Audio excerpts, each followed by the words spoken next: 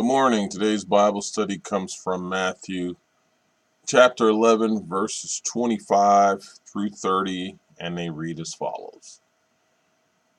At that time, Jesus said, I praise you, Father, Lord of heaven and earth, because you have hidden these things from the wise and learned and revealed them to little children. Yes, Father, for this is what you were pleased to do. All things have been committed to me by my Father. No one knows the Son except the Father, and no one knows the Father except the Son, and those to whom the Son chooses to reveal him. Come to me, all you who are weary and burdened, and I will give you rest.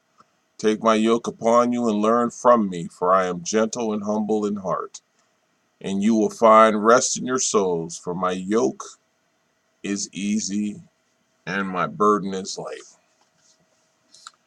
Well, looking at verse 25, when it starts off, it says, At that time Jesus said, I praise you, Father, Lord of heaven and earth, because you have hidden these things from the wise and learned and revealed them to little children. Jesus is lifting up the fact that the Lord, the Lord's heavenly wisdom has been hidden from the scribes and the teachers or the Pharisees at the time, because they were under the assumption that they knew everything.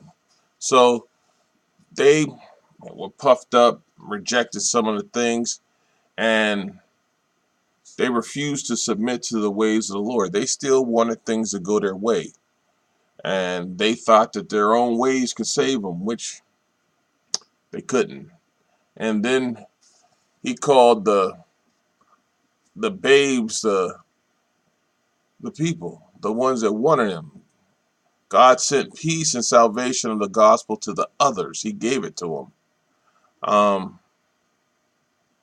And he doesn't thank the Father that he had hidden these things from the wise and prudent, but that seeing that they were hidden from them because it had been revealed, been revealed to others, and they didn't accept it. They didn't want it to be that way. Jesus was there for everybody, but you had to accept him, and they weren't accepting things. Um, then it says, even so, Father, and this was just him saying heavenly wisdom. Um, and he was telling you that the scribes and the Pharisees were no good. So this should be offered to simple people, because you haughty, very educated, high-minded, self-absorbed, prideful people didn't want to take the Lord's word. And then in verse 27 he says, all things are delivered unto me of my Father. And this was just a true statement. Christ was receiving things from his Father. If you look at how Jesus lived and how he spoke, he called upon his Father all the time. He was faithful all the time. So the consequence, which is a good consequence, was that the Lord was answering his prayers and he was hearing his cries. And Jesus, for us, was sharing these things. He was giving to us. And we needed and still need for the Lord to give to us. So Jesus was just making sure that he called on his Father, as we all should. We all should call on God at every possible turn we make. And Jesus called. Jesus was the perfect example of how you call on the Father. And he says, and it was just a simple, I thank you. I'm thanking you for this. Let me click back to my, well, I guess, okay, there we go. And then in verse 27, it says, all things have been committed to me by my Father. No one knows the Son except the Father, and no one knows the Father except the Son, and those to whom the Son chooses to reveal himself. All things have been delivered unto me by his Father, as we said, and no one knoweth the Son save the Father. Now, the things about this are, um, we may have personal knowledge of Jesus. We know what Jesus has done for us in our lives. But we don't know all about Jesus because that is not for us to know. We are to have faith in him. He has plans. He does things that we do not know about. And that is between the Father and the Son. And even the Son doesn't know when the Father will come back, but he knows what his job was, and he told us that. Um, and then remember that if you look at Matthew 28:18, if I can get it to come up, and Jesus came up and spoke to them, saying, all authority has been given to me in heaven and on earth. So the Lord gave to Jesus. This is when it says, all things have been delivered unto me of my Father. It tells you right there in 28:18. He was given. Colossians 16-19, for by him all things were created, both in heavens and on earth, visible and invisible, whether thrones or dominions or rulers or authorities. All things have been created through him and for him. The him is Jesus. He has broke all things, and in him all things hold together. Once again, he and him is Jesus. He is also head of the body, the church, and he is the beginning, the firstborn from the dead, and so that he himself will come to have first place in everything. For it was the Father's good pleasure for all fullness to dwell in him. And in this verse it says, he, him, and himself, those are all Jesus.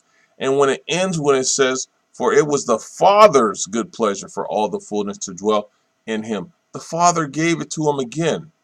If you look at Hebrews 1:8, it says, for the Son, he says, your throne, O God, is forever and ever, and the righteous scepter is the scepter of his kingdom. The authority was delivered and eventually will return again. And if you look at 1 Corinthians 15:28, it says, when all things are subjected to him, then the Son himself also will be subjected to the one who subjected all things to him, so that God may be all in all. And then it says, and no one knoweth the Son save the Father. Once again, as I said, we don't know God's plans. We don't know the Father like Jesus does. But Jesus knows the Father, and that's why he is the mediator. And secondly, we have no correct knowledge of God at all except through revelation, when he reveals himself to us. And Jesus really starts and begins the revelation of the Father in this world, and he'll complete it in the world to come. And having exclusive knowledge of the Father, well, that just tells you about Jesus's own power, his divinity. And Christ's exalted power comes by reasons of his exalted being, who he is, his status, how he is at the right hand, how he was here in the beginning. John 1:1 tells you that. So he knows the Father. Come unto me, all ye that labor and are heavy laden, and I will give you rest. Well, come unto me is telling you, come. And this is an invitation. Come unto me, all ye that labor. You work, and it's talking about somebody working and are heavy laden. So not only are you working, but you are carrying a load. And this load you need to get off of you, but you can't get it off of you by yourself. So you go to the one that can get it off of you, and then he'll give you rest. So you're rewarded if you take the invitation and you do the labor, because he knows you're doing the labor from taking the invitation, and then the labor is heavy laden. So how do you get that off of you? You go to the one that can give you rest, and he says, and I will give you rest. The labor and rest spoken here are primarily those which affect your spirit, your soul, not your body. I don't want you to think you're walking around with a physical cross on your back. You are not. It's things that affect your soul. And sin imposes this weight on us. But if you go to Jesus, you can get sin lifted up off of you. You can repent. You can be forgiven. And that load gets lighter and lighter. And the more your faith grows, prayerfully speaking, the more or less the load should be. Because you can't serve two gods, so it should start balancing, going away, gone. We should be able to know with faith that we can turn to the Lord and we will be given rest. But don't forget the most important part of this verse 28 when it says, come unto me, come to the invitation. It is an invitation. Go to it. Take my yoke upon you and learn of me, for I am meek and lowly in heart, and you shall find rest unto your souls. All that's saying is submit to me. Submit to me and become my disciple. Listen to what I'm telling you. That's what that verse 28 says. Come unto me. It's that invitation. In this verse again, he's saying, take my yoke.